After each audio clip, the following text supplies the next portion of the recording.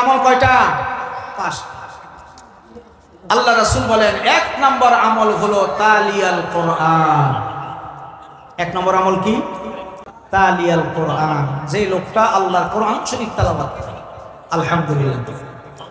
আল্লাহ নবী বলেন যেই মানুষটা আমার যেই উম্মত প্রত্যেকদিন আল্লাহর কোরআন শরীফ তেলাওয়াত করবে, এই তেলাওয়াতকারীর জন্য জান্নাত আল্লাহর কাছে দোয়া করতে থাকে, রব্বুল আলামিন মেহেরবানি করে তুমি তার জীবনের গুনাহ মাফ করে দাও। সুবহানাল্লাহ। সিদ্দিকী হুজুর এসে বলছে,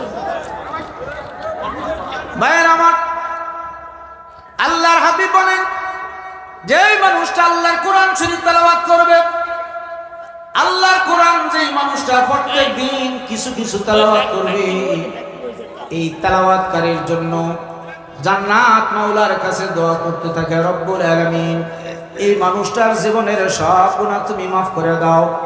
তোমার এই বান্দা তোমার কোরআন শরীফ তেলাওয়াত করতেছে, আমি তার পক্ষ থেকে মাফ চাই, মাওলা রে তুমি তার জীবনের সব গুনাহ মাফ করে দাও।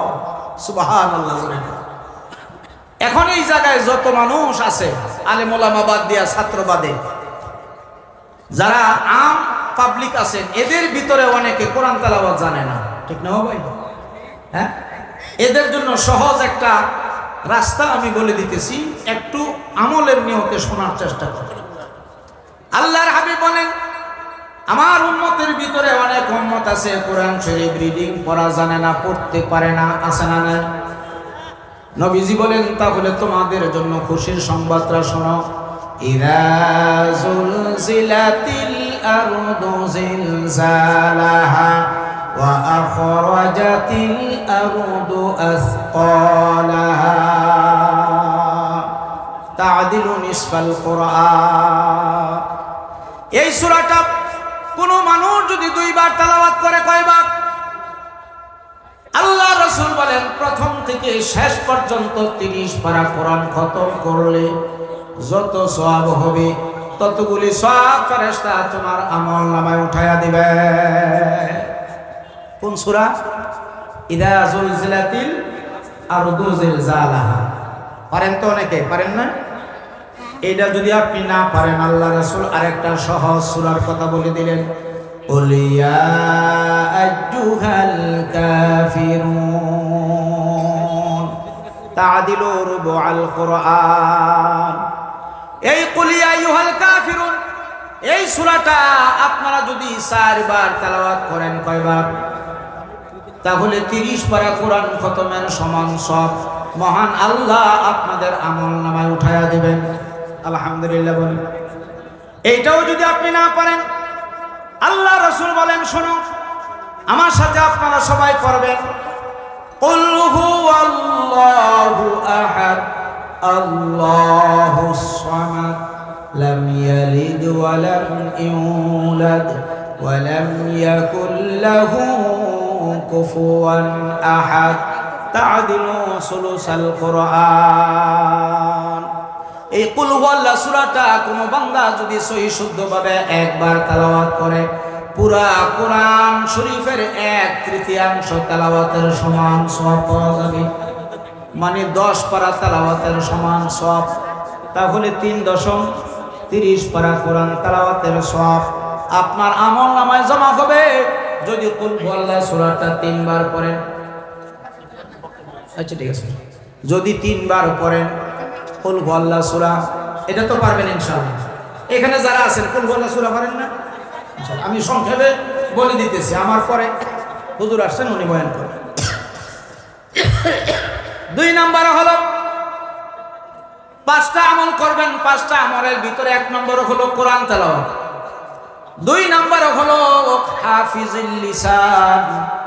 আমার দিকে তাকান, এই যে জবানটা, এই জবানটারে যারা হেফাজত করবে রে ভাই, আল্লাহর হাবিব বলেন এই জবানের হেফাজত যারাই করবে, জান্নাত প্রত্যেক দিন এই লোকটার জন্য দোয়া করব, আল্লাহ মেহেরবানি করে এই লোকটার জীবনের গুনাহ তুমি মাফ করে দাও।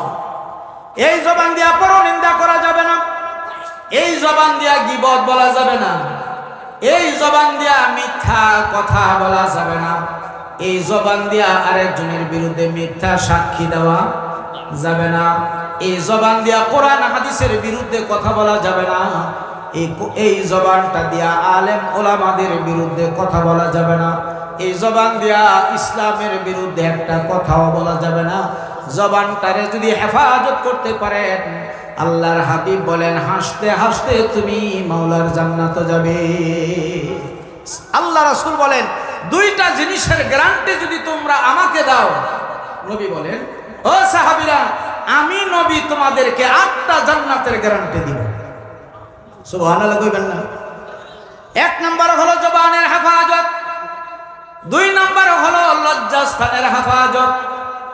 এই লজ্জাস্থান দিয়া তুমি জিনা করা তো দূরের কথা, জিনার কল্পনাও করবা না, জিনার চিন্তাও তুমি করবা না, গুনাহ করবা না।